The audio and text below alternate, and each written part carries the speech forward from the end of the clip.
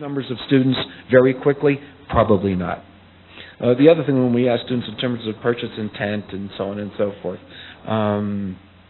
well, there's a significant number of students that are interested in purchasing it. They're interested in paying for it at a level less than a third of what it's currently being offered at. It's kind of like what we've seen years ago with students in software. There was no way they thought, let's say, Microsoft Office was worth $399 or $395 or what have you. Just a little bit about cellular ownership. Do we have any time left? We have 2 minutes left. I'm sure this comes as no surprise to you. Cell phone ownership is almost as ubiquitous as computer ownership. What's important to see now is almost 3 in 10 students tell us they have a smartphone. They're spending most of their time with their cell phone doing things other than talking. In fact, the number one activity from a digital standpoint is texting. 40% of the time they spend with their phone is spent texting, compared to 24% of the time that's been an actual voice conversation. Plans to purchase a new phone, absolutely, and it's all about BlackBerries, it's all about Apple iPhones, it's all about smartphones in terms of the purchase intenders, similar to the purchase intenders we saw earlier in terms of personal computers. I'm sorry if I rushed that at the end, but I did want to do the best I could in terms of getting all of that out to you. And I look forward to responding to any questions or suggestions or comments any of you may have. And thank you again for your participation.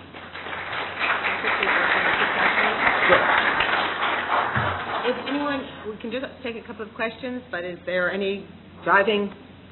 Yes, sir. Just a little concern. I represent community colleges. I beg your pardon? I represent community colleges, and for the past 2 years, more than half the students in college have been enrolled in 2-year institutions, and your efforts will reflect that. Intentionally. And just to kind of put it in context for you,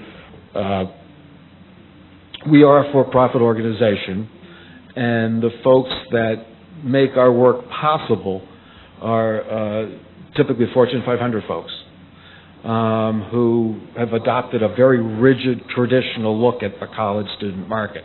And they think of the college student, even though we talked about diversity earlier, is that 4-year full-time undergraduate who's 20.3 years old, and so on and so forth.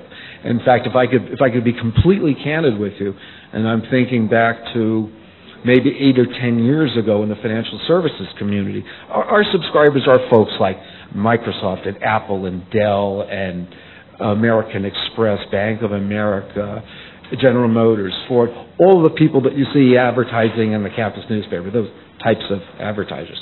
But again, back to my point, there's a perception amongst the Fortune 500, if you will, that students who are attending, I'm being perfectly candid with you, 2-year community colleges are somewhat downscale versus their 4-year counterpart from a household income standpoint, perhaps an intellectual standpoint, so on and so forth. You know that's not true, and I know that's not true.